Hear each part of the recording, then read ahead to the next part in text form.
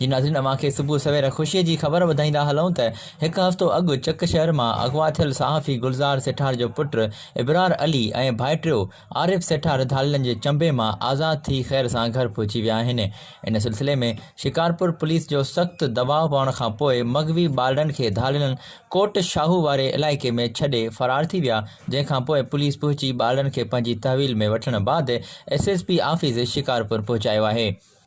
जॾहिं त अहिड़ो इतलाउ मिलण बैदि मग़वी ॿारनि जा वारिस तोड़े वॾे अंग में सहाफ़ी पहुता, जिते खेनि ॿारड़ा हवाले कया विया,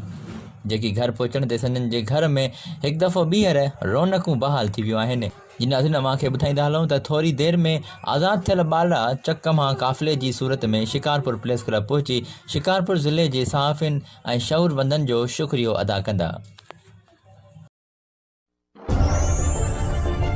वधीक तफ़सीली ख़बरुनि लाइ ॾिसंदा रहो जुस्तजू न्यूज़ ऐं असांजे फेसबुक पेज जुस्तजू न्यूज़ खे लाइक करणु न विसारींदा।